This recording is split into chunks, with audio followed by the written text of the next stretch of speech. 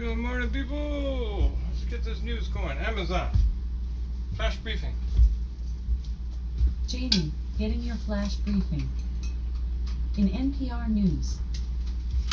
Live from NPR News in Washington, I'm Corva Coleman. Ukraine's president is in London today for talks with British Prime Minister Rishi Sunak. As Villa Marks reports, the UK is the latest European stop for Volodymyr Zelensky as he seeks to bolster military aid from the West. Britain announced it will supply hundreds of long-range attack drones and air defense missiles to Kiev just days after announcing delivery of other longer-range projectiles. Zelensky said he'd meet his, quote, friend Sunak for what he called substantive negotiations, part of a days-long effort to increase European military aid with meetings in Italy, Germany and France. Villa Marks reporting. Local leaders in Uvalde, Texas are asking for privacy and peace as the first anniversary of the Robb Elementary School shooting approaches later this month. Texas Public Radio's Marian Navarro has more.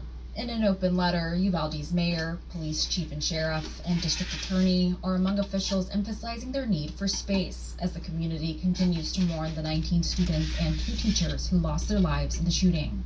They ask individuals looking to support the Uvalde community to host any events or memorials in their respective hometowns.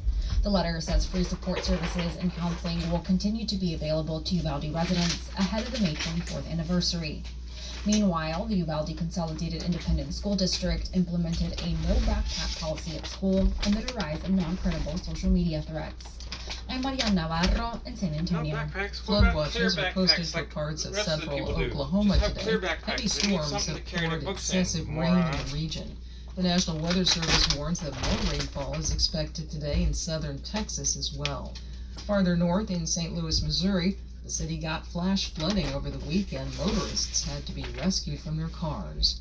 A series of storms in California so far this year has caused devastating losses for fruit and vegetable farmers. From member station KQED, Dana Cronin has more.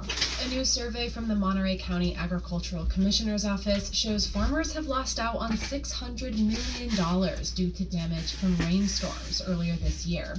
Storms in March caused a levee to breach in the small town of Pajaro, damaging nearly 2,000 acres of crops, most of them strawberries. Lettuces, raspberries, and blackberries were also hit hard by the flooding. Hundreds of residents, primarily farm workers, are still displaced. Monterey County is home to the Salinas Valley, often referred to as the nation's salad bowl. It's a top ag producer in the country for crops including artichokes, broccoli, strawberries, and wine grapes. For NPR News, I'm Dana Cronin. On Wall Street, stocks have turned higher this morning. The Dow Jones Industrial Average is up nearly 5 points at 33,305. The Nasdaq is up nearly 24 points at 12,308. This is NPR. The UN's migration agency, the International Organization for Migration, says it has chosen a new leader. American Amy Pope will become the IOM Director General on October 1st. Pope is the first woman to hold the post. Protesters have taken to the streets in Versailles, France, where French President Emmanuel Macron is hosting more than 200 international business leaders. Demonstrators are protesting Macron's move, lifting the retirement age in France from 62 to 64.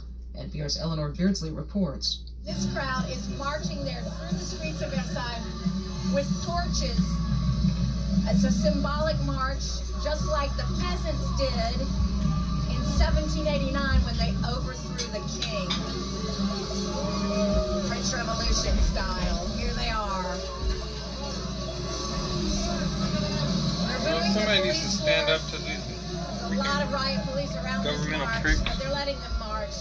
Meanwhile, Macron is getting investment from across the planet, he says, to help France. These people say Macron has to go because he's raising the retirement age 2 years.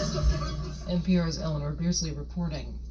Officials in a Chinese city say they have sentenced an American man to life in prison for espionage. John Xingwan Lung is also a Hong Kong permanent resident. There was no word on what Lung did to draw the charge for the sentence. The move comes as China expands its national security policies. Here, they don't even have to tell you about it. They send you a letter in the mail. Hey, we've increased your retirement to 78. You're welcome. Due to privacy considerations. going I'm to Ford allow McCoy, protesting. They NPR just do News. it individually. Oh, because You based are off the your public age, we're in bumping it public up to media. this. Your support Based when off you donate people to living the longer, we're station, bumping it up to or this. sign up They don't for a even tell you. program like NPR Plus. You just send Makes each it individual possible for us a to letter in the uphold the mail. values of journalism no matter what. If you haven't already, check out the NPR Plus version of podcasts like this one and get more from the Amazon. shows you love. Skip. In NASA news, NASA will announce the second phase winners of its Deep Space Food Challenge, a global competition to help develop innovative food systems for future spacefarers on long-term exploration missions, on Friday, May 19th. NASA, Axiom Space, and SpaceX will provide coverage of the upcoming pre-launch and launch activities for Axiom Mission 2, AX-2, the second private astronaut mission to the International Space Station.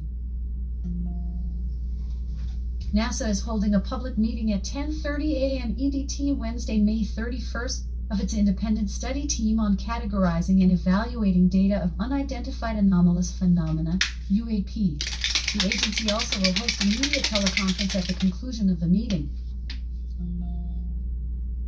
James L. Reuter, Associate Administrator for NASA's Space Technology Mission Directorate, STMD, announced Tuesday he will retire from NASA after 40 years of service. Reuter's retirement will be effective Friday, June 30th.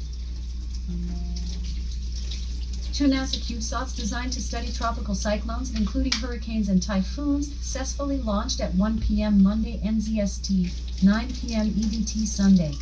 In weather. In Seattle, there's a heat advisory in effect until Monday, May 15th, 8 p.m. The current weather is 74 degrees Fahrenheit with clear skies and sun. Today, you can look for some sun and thunderstorms, with a high of 86 degrees and a low of 59 degrees. From NASA. NASA will announce the second phase winners of its Deep Space Food Challenge, a global competition to help develop innovative food systems for future spacefarers on long-term exploration missions, on Friday, May 19th. That means it's going to be hot in that apartment. NASA, Axiom Space, and SpaceX will provide coverage of the upcoming pre-launch and launch activities for Axiom Mission 2, AX-2, the second private astronaut mission to the International Space Station. All right, Amazon. Amazon. Off. Amazon. Tell us a joke. What did the basketball say to his therapist? I feel empty inside. Wow. Okay.